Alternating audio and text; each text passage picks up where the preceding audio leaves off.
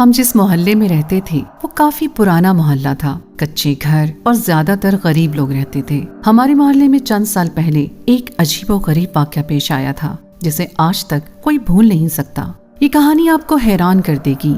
आकाश हमारे मोहल्ले का लड़का था। वो बहुत खूबसूरत और पढ़ा लिखा लड़का था, लेकिन उसकी शादी वाली रात एक अजीबोगरीब वाकया पेश आया। उसकी शादी वाली रात कोई दुल्हन को अगवा करके ले गया और उसके बाद दुल्हन कहीं भी नहीं मिली। कोई नहीं जानता था कि वो दुल्हन कहाँ गई है, उसे कौन ले गया और कहाँ चली गई। घर वालों ने और आकाश ने रो रो कर सब्र कर लिया। इस वाक़े को 1 साल गुजर गया। फिर आकाश के घर वालों ने उसकी दोबारा शादी का फैसला किया। उसकी शादी एक सिद्रा नामी लड़की से हुई। सिद्रा बहुत अच्छी और खूबसूरत लड़की थी और आकाश के साथ बहुत खुश थी।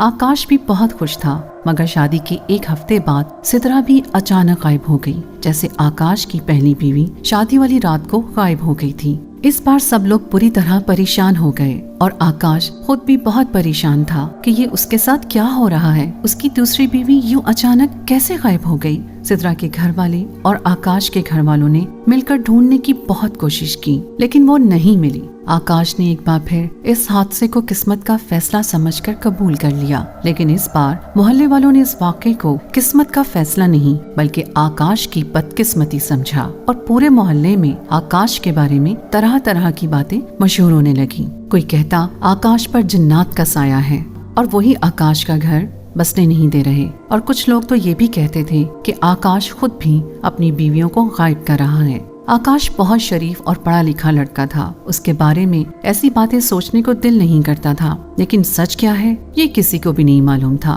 दूसरी बीवी के गायब हो जाने के बाद आकाश ने सब्र कर लिया और फिर दोबारा शादी का फैसला नहीं किया, बल्कि सच तो ये था कि आकाश को मोहल्ले का कोई भी आदमी अपनी बेटी देने को तैयार ही नहीं था। पिछले 2 वाकयात इस कदर अजीब थे कि सब लोग काफी डरे हुए थे। आकाश की माँ जिसका रिश्ता लेने जाती, हर जगह से लोग माजरत करते। आकाश ने 3 साल तक दोबारा शादी नहीं की, लेकिन 3 साल बाद अचानक उसका रिश्ता एक दूसरे मोहल्ले की लड़की नायला से हो गया। चूँकि दूसरे मोहल्ले वाले आकाश की जिंदगी में होने वाले अजीबोगरीब वाकयात से लाइल्म थे, इसीलिए उन्होंने आकाश के साथ नायला का रिश्ता तय कर दिया। और आकाश के घर वाले भी काफी डरे हुए थे कि कहीं ये रिश्ता भी हाथ से निकल न जाए, इसीलिए उन्होंने जल्द ही शादी तय कर दी और 2 हफ्ते बाद आकाश की शादी हो गई।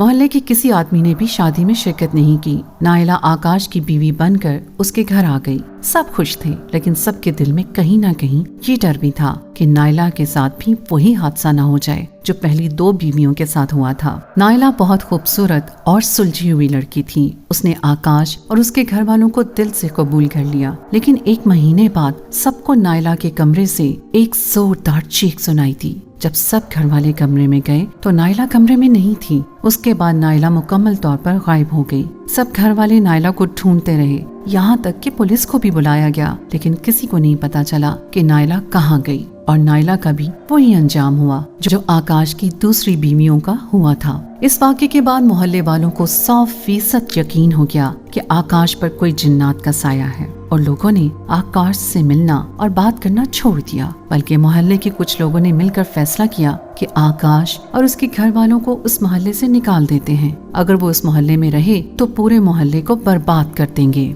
इसीलिए मोहल्ले के बुजुर्गों ने फैसला किया कि आकाश और उसके घर वालों को उस मोहल्ले से निकाल दिया जाए। आकाश ने अपना पुराना घर बेचकर एक नए मोहल्ले में घर ले लिया और वहीं पर अपने घर में रहने लगे। लेकिन मजे की बात तो ये थी कि उसके घर वाले जिस मोहल्ले में शिफ्ट हुए थे, उसी मोहल्ले में एक जरीना नामी लड़की रहती थी। वो इस कदर खूबसूरत थी कि वो 20 साल से ज्यादा की नहीं लगती थी, लेकिन वो 31 साल की थी। जरीना खूबसूरत होने के साथ साथ काफी ज़हीन भी थी। जरीना और आकाश की जिंदगी की कहानी बिल्कुल एक जैसी थी। आकाश जिस मोहल्ले में रहने आया था, वहाँ जरीना पूरे मोहल्ले में बदनाम लड़की थी। उसके मोहल्ले वालों ने जरीना के बारे में अजीब और गरीब बातें बना रखी थी, जैसे कि जरीना जिन्नात के साए में है। लेकिन जरीना एक मासूम और सादा सी लड़की थी जो मुफ्त में ही मोहल्ले में बदनाम हो गई। और जरीना के साथ ऐसा इसलिए हुआ क्योंकि जरीना की पहली शादी 2010 में हुई थी और शादी के दूसरे दिन ही जरीना का शौहर करंट लगने से मर गया और जरीना बेवा होकर वालिदैन के घर वापस आ गई। और इस वाक़े के बाद मोहल्ले के लोगों ने मशहूर कर दिया कि जरीना एक मनहूस औरत है। उसकी मनहूसियत की वजह से उसके शौहर को करंट लगा है और वो पहले दिन ही बेवा हो गई। लेकिन 1-2 महीने के बाद मोहल्ले वालों ने जरीना के बारे में बातें बनाना बंद कर दी। जरीना के पहले शौहर की वफात के बाद उसके वालिदैन ने जरीना की 2013 में दोबारा एक बहुत बड़े बिजनेसमैन से शादी कर दी। लेकिन किस्मत को शायद ये भी मंजूर नहीं था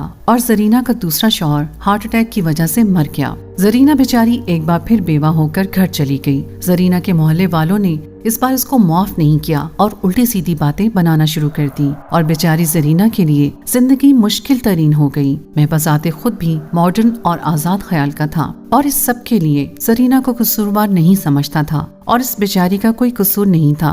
जिंदगी और मौत तो खुदा के हाथ में होती है। इस वक्त तो कम से कम मैं जरीना के बारे में यही सोच रहा था। इस वाक़े को 4 साल गुजर गए थे। फिर काफी देर तक जरीना के लिए कोई रिश्ता न आया। एक दिन अचानक किसी दूसरे मोहल्ले से जरीना के लिए रिश्ता आया और जरीना के वालिदैन ने फौरन हाँ कर दी, इसी डर से कि कहीं मोहल्ले वालों की बातों की वजह से ये रिश्ता भी हाथ से निकल न जाए। 2018 में एक बार फिर जरीना की शादी हो गई। ये जरीना की तीसरी शादी थी। जरीना मोहल्ले में काफी मशहूर भी थी, इसलिए मुझे वक्तन फवक्तन जरीना के किस्से सुनने को मिलते रहते थे। मैं जब भी जरीना के बारे में सुनता मुझे बहुत दुख होता। मुझे जरीना से हमदर्दी हो जाती। जो कुछ भी हो रहा था उसमें जरीना का कोई कसूर नहीं था।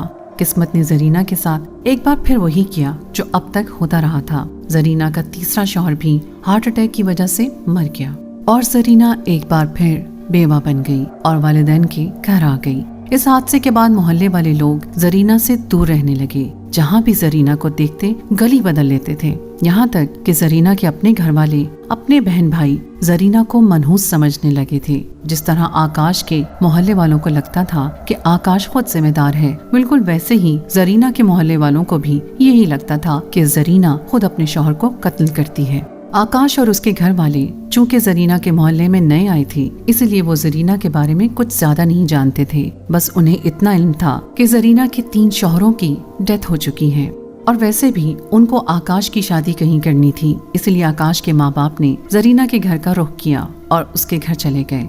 जरीना के वालिदैन पहले से ही जरीना की वजह से परेशान थे कि कोई उससे शादी नहीं करता और आकाश का रिश्ता देखकर वो खुश हो गए और उन्होंने हाँ कर दी। आकाश और जरीना की शादी तय हो गई। 2 दिन बाद उनकी शादी थी। वो दोनों एक दूसरे की सच्चाई से लाइल्म थे, लेकिन मोहल्ले वाले सब जानते थे, जरीना के बारे में भी और आकाश के बारे में भी। और मोहल्ले वाले बहुत खुश थे कि अब वो दोनों एक दूसरे से शादी कर रहे हैं।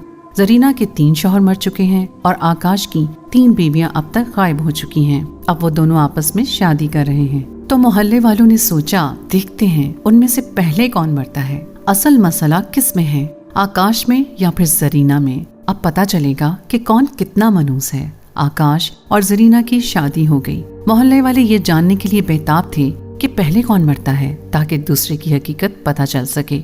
आकाश जरीना को शादी के बाद अपने घर ले गया। जरीना कमरे में जाकर बैठ गई और आकाश बाहर मेहमानों के पास चला गया। जरीना कमरे में बैठकर आकाश के आने का इंतजार करने लगी। जरीना काफी देर तक अकेले कमरे में बैठे इंतजार करती रही, लेकिन आकाश नहीं आया। शायद वो कहीं मसरूफ था। 2 घंटे बाद आकाश शादी की रस्मों से फारिग होकर कमरे में आ गया, जहाँ जरीना उसका इंतजार कर रही थी। अपने कमरे में दाखिल होते ही आकाश को अजीब खुशबू का एहसास हुआ। हर तरफ फूल थे और कमरे को बड़ी खूबसूरती से सजाया गया था। जरीना सामने बेड पर घूंघट में बैठी थी।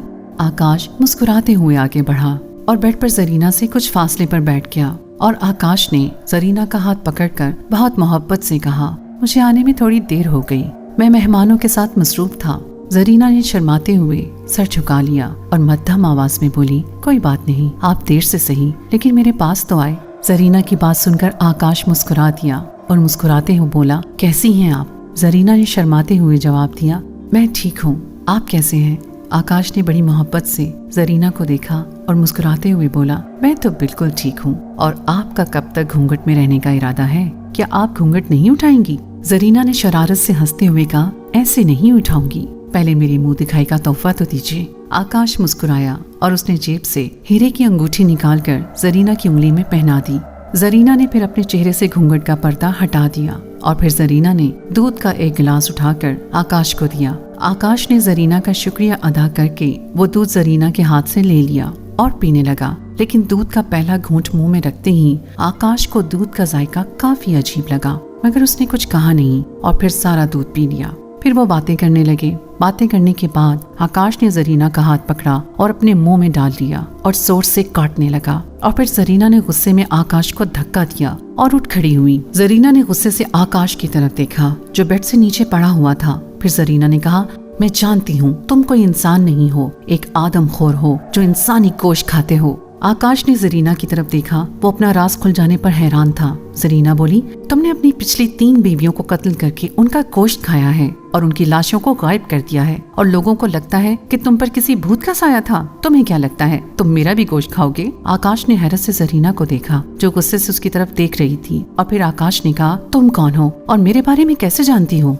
जरीना ने घूर कर आकाश को देखा और बोली, तुम सोच भी नहीं सकते मैं कौन हूँ। अगर तुम्हें पता चल जाए कि मैं कौन हूँ तो तुम यहाँ रहने के काबिल नहीं रहोगे। आकाश जरीना की बात सुनकर मजीद हैरान हुआ और डरते हुए बोला, तुम्हारे जिस्म से खून क्यों नहीं निकल रहा? देखो जरीना, मैं जानता हूँ कि तुम कोई इंसान नहीं हो। सच बताओ, कौन हो तुम? जरीना जोर जोर से हंसने लगी। फिर उसने कहा, तुमने ठीक सोचा, मैं कोई इंसान नहीं हूँ, मैं एक चुड़ैल हूँ और आज तुम एक चुड़ैल के हाथों अपनी जिंदगी खत्म करवाने वाले हो। तुमने अपनी 3 बीवियों को मारा है, लेकिन अफसोस अब 4थी बीवी के हाथों तुम्हारा कत्ल हो जाएगा। और फिर आहिस्ता आहिस्ता जरीना का रंग बदलने लगा। वो एक खूबसूरत लड़की से एक चुड़ैल का रूप ले चुकी थी। बड़े बड़े दांत बाहर निकल आए, उसके मुंह से खून टपक रहा था। ये देखकर आकाश एक पल के लिए डर गया। फिर संभल कर बोला, अगर मैंने अपनी 3 बीवियों को मार कर उनका गोश्त खाया है तो तुम कौन सी दूध की धुली हो? तुमने भी अपने 3 शौहरों को मारकर उनका खून पिया है, लेकिन याद रखना तुम मेरा खून कभी नहीं पी सकोगी। चुड़ैल आकाश की बात सुनकर हंसती हुई बोली, तो तुम्हें क्या लगता है मैंने तुमसे शादी तुम्हारी बीवी बनने के लिए की है? मैंने तो शादी तुम्हारा खून पीने के लिए की है।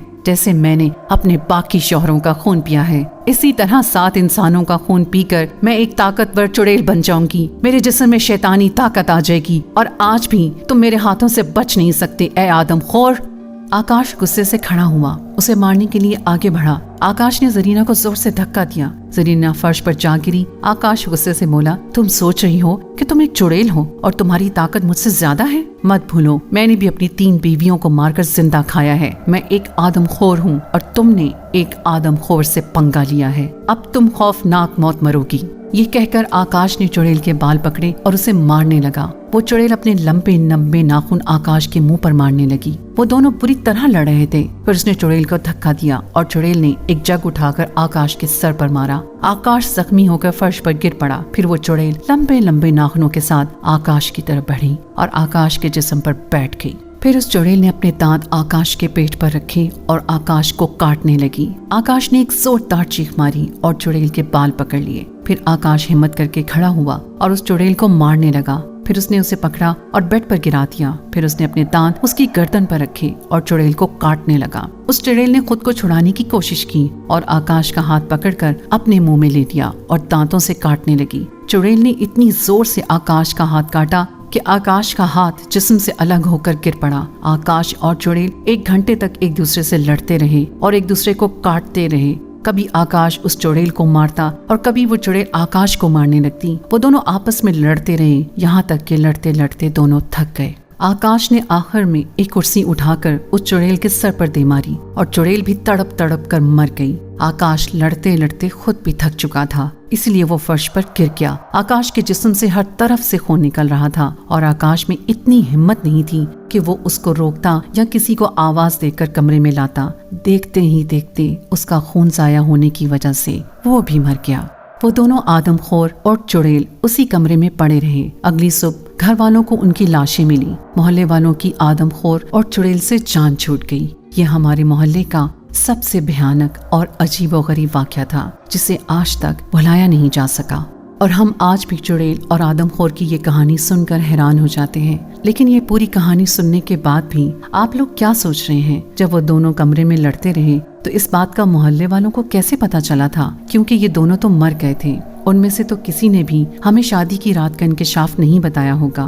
दोस्तों, दरअसल मोहल्ले वालों ने मिलकर आकाश और जरीना के कमरे में कैमरा लगा दिया था ताकि पूरे मोहल्ले को इन दोनों की हकीकत का पता चल सके। दोस्तों, आज की वीडियो आपको कैसी लगी? कमेंट सेक्शन में अपनी कीमती राय का इजहार जरूर कीजिएगा। अल्लाह हाफिज।